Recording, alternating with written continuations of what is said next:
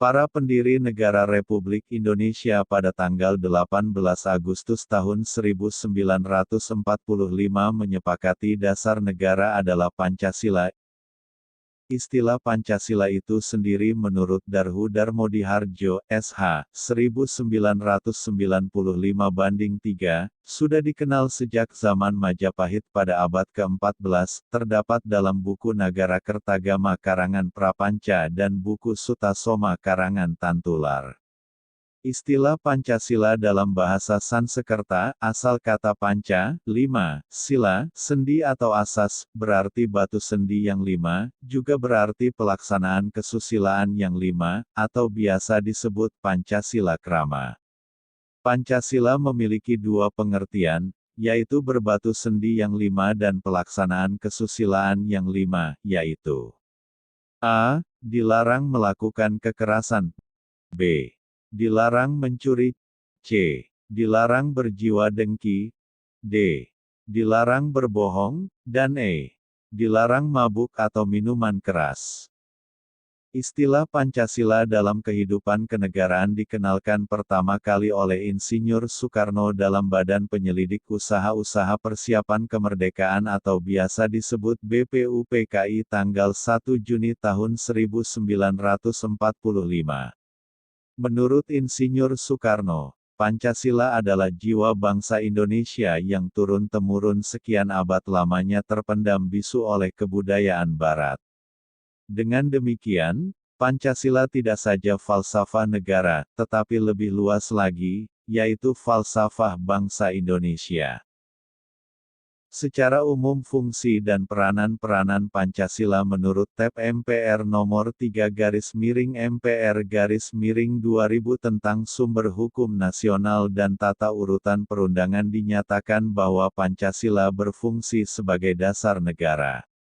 Hal ini mengandung maksud bahwa Pancasila digunakan sebagai dasar untuk mengatur penyelenggaraan ketatanegaraan negara, yang meliputi bidang ideologi, politik, ekonomi, sosial budaya, dan pertahanan keamanan. Fungsi dan peranan Pancasila sebelumnya telah kita kenal sebagai 1. Pancasila sebagai jiwa bangsa Indonesia. Pancasila sebagai jiwa bangsa berfungsi agar Indonesia tetap hidup dalam jiwa Pancasila. Setiap bangsa dan negara tentu memiliki jiwa, Pancasila sendiri telah ada sejak bangsa Indonesia lahir, yaitu sejak proklamasi kemerdekaan. 2. Pancasila sebagai kepribadian bangsa Indonesia. Pancasila sebagai pribadi bangsa Indonesia memiliki fungsi, yaitu sebagai hal yang memberikan corak khas bangsa Indonesia dan menjadi pembeda yang membedakan bangsa kita dengan bangsa yang lain. 3. Pancasila sebagai sumber dari segala sumber hukum. Pancasila sebagai sumber hukum berfungsi sebagai sumber hukum yang mengatur segala hukum yang berlaku di Indonesia. Semua hukum harus tunduk dan bersumber dari Pancasila. Setiap hukum tidak boleh bertentangan dengan Pancasila. Setiap sila Pancasila merupakan nilai dasar, sedangkan hukum adalah nilai instrumental. 4.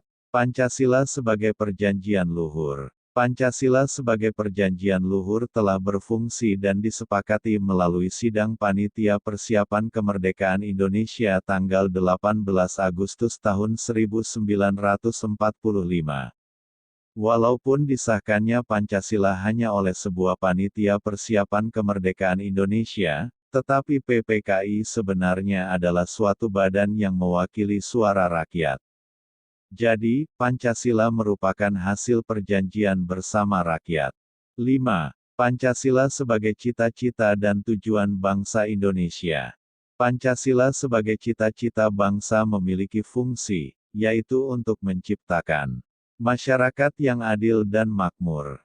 6. Pancasila sebagai satu-satunya asas dalam kehidupan berbangsa dan bernegara. Pancasila sebagai satu-satunya asas adalah sebagai konsekuensi ditetapkannya Pancasila oleh bangsa Indonesia sebagai dasar negara dan juga merupakan perwujudan melaksanakan Pancasila secara murni dan konsekuen.